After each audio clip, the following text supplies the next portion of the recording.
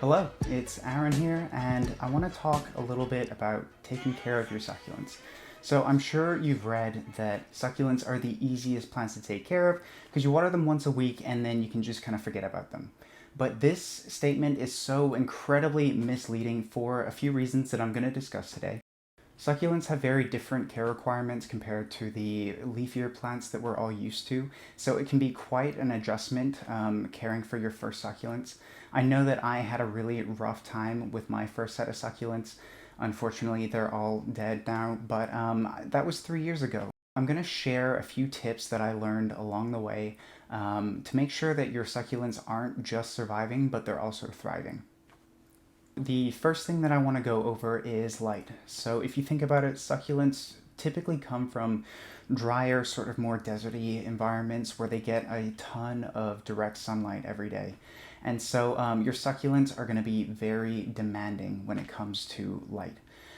If possible, try to keep your succulents at a bright south-facing window so that they get as much light as possible. Lots of light is going to make sure that your plants have nice, dense foliage. Otherwise, they grow kind of leggy. An alternative is going to be using LEDs. The good thing about these is they're starting to get cheaper and cheaper, and they're also incredibly energy efficient. A cool thing that I found with my LEDs is that plants will reflect the parts of the spectrum that they're getting too much of. So if they're getting too much red, then what they do is they actually have this pigment that turns the leaves red, and it colors your plants up beautifully. This is a picture of my favorite echeveria from a couple years ago. When I first got it, it was green and it had very tiny leaves.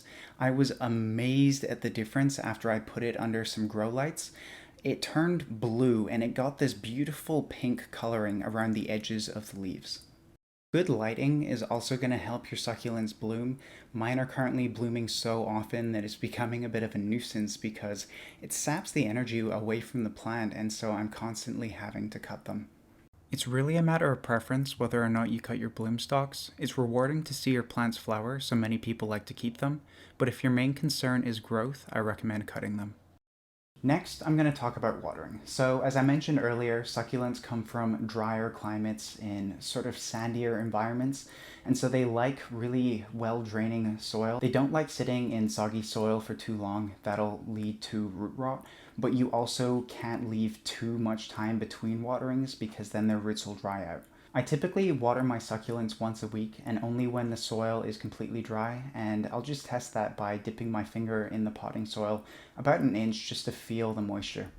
As a rule of thumb, underwatering is going to be better than overwatering, and that's just because root rot is really difficult to come back from. What you can do is start off by watering just a little bit and increasing how much water you're giving your plants every week just to see how much water they can take.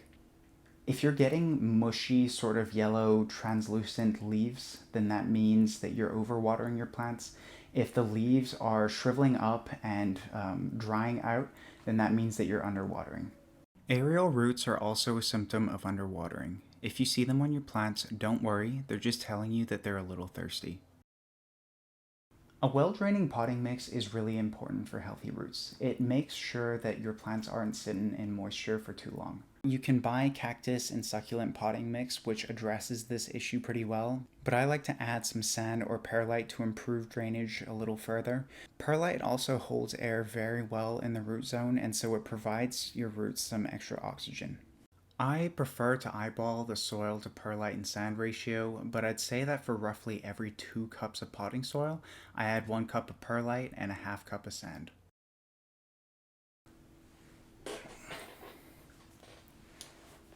Hey, buddy.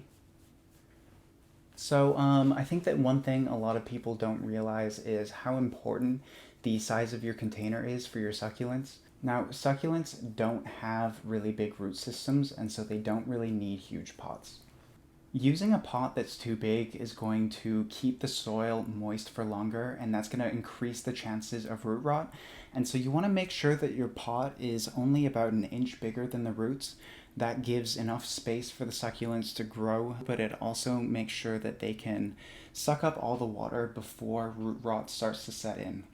Recently, I've been moving my succulents over to clay pots. Now, clay is porous, so water is drawn out through the sides of the pot, which means that the soil dries out a lot faster. This wicking action also promotes air circulation, providing oxygen to the roots.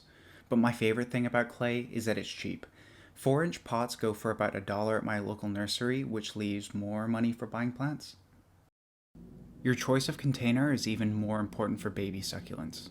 They are really intolerant of wet soil, and so this isn't even actually a pot, this is just a saucer that I used, and these guys have been doing really well since I put them in here. Oh, and use a container that has drainage holes. I can't stress this enough. Not only does it give the plant the oxygen that it needs, it also helps to prevent root rot.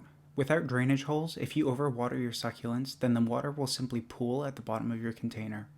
This suffocates your roots and eventually leads to decay.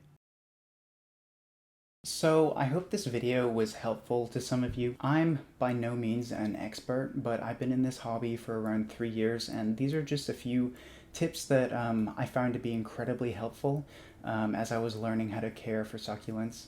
If you like this video, go ahead and give it a thumbs up or subscribe. If you want to know what equipment I use to care for my plants, go ahead and take a look at the description below.